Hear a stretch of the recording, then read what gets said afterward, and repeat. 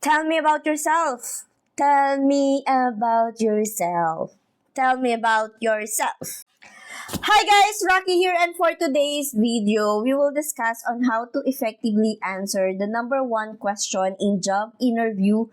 Tell me about yourself. If bago ka pala nag-apply or someone struggling to answer this question, katulad ko, dati, lalo na nung bago pa lang talaga ako nag-apply, newly graduate, I can provide you 4 tips. 4 tips lang naman on how to ace your response dun sa question na tell me about yourself. Para sa mga bago lang sa channel ko, ako nga pala si Rocky, and I share my life experience about adulting, working from home, about virtual world, or anything that interests me. So, let's start na agad sa tip number 1 on how to answer the question, tell me about yourself.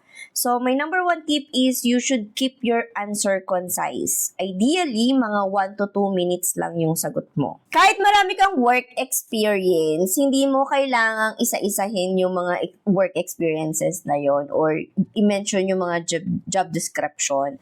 I-summarize mo or mention only yung relevant dun sa position na ina-applyan mo. So, when I was part of the recruitment at nag-i-interview ako, ang dami talagang mga applicants na nainip ako kasi parang sa first question pa lang namin, tell me about yourself. Ang haba-haba na talaga ng kinuwento niya. So, wag niyong inipin yung recruiter niyo.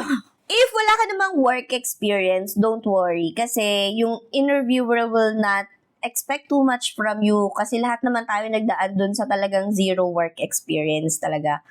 So, okay lang yun. Just mention whatever yung nasa resume ninyo, yung available. Okay? Or mention nyo kung nag-OJT kayo, di i-mention nyo yon. Or kung nagkaroon kayo ng mga side gig ng mga kabataan ninyo, you can also mention that one because it also tells about your character kung oy, masipag ba tong tao na to? Okay ba to? Matyaga ba to? So, just mention that. Kahit wala kayong experience na formally na nag-work kayo sa isang kumpanya. To make sure na merong sense all the time, lahat ng sinasabi nyo during the interview, at hindi kung ano-ano lang, alam nyo minsan kasi pag kinakabahan talaga tayo, parang mema lang talaga tayo. So, my number 2 tip for you guys is to write down your spills or the answer to this question.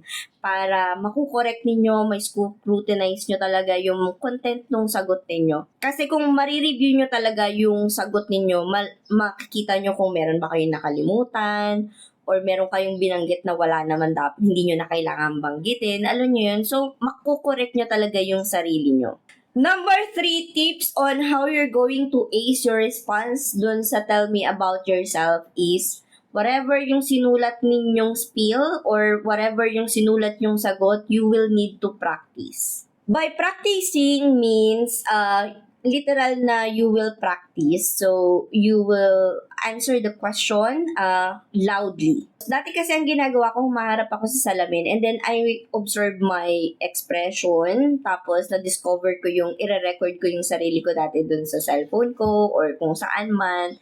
And then, papakinggan ko. Tapos, dun ko minsan nakikita na ang hina pala ng boses ko dun sa isang part o kaya na-mispronounce ko pala yung isang word.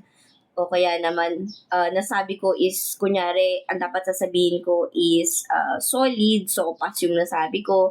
May mga ganong incidents, guys. So, you need to practice and record yourself. Ngayon kasi, ang ginagawa ko na is literal na nagbi-video ko ng sarili ko. And then, I imagine that I am the interviewer and then titignan ko yung the way I answer the question.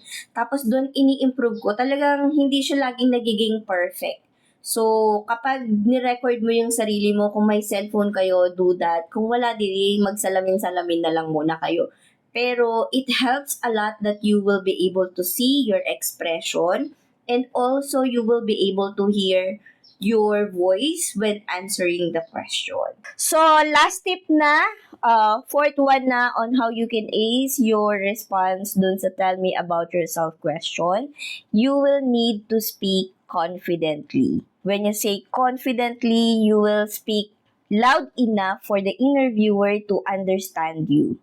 So, you will speak loudly, clearly, and genuinely. Kapag kasi nagpapa-interview ka, dapat ma-feel ni recruiter good vibes. So, dapat energetic ka din kapag sumasagot. And you give a professional smile. Kahit yung friendly smile, smile a little, give a good positive energy. Kapag maayos kasi yung pagsasagot mo, you speak confidently, it sounds kasi na you're very interested for the role and you're very interested to join the company. So, meron kasi dati na experience ko, ang lamya-lamya sumagot. Tapos, napapaulit ko talaga yung mga sagot niya kasi nga hindi ko siya masyadong marinig. Tapos, parang sobrang mahiyain niya. Pero, I felt that the applicant was not really interested for the job.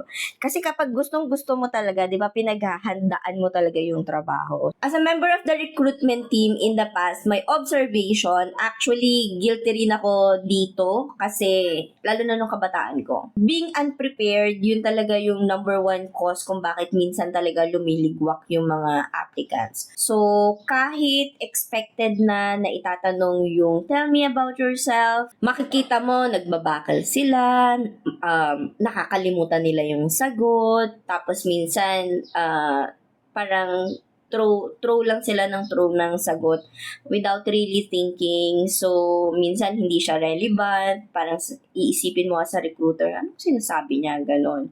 And that's all the tips I have for you guys. If feeling nyo masyadong mabilis ang aking video, panoorin nyo na lang ulit ito.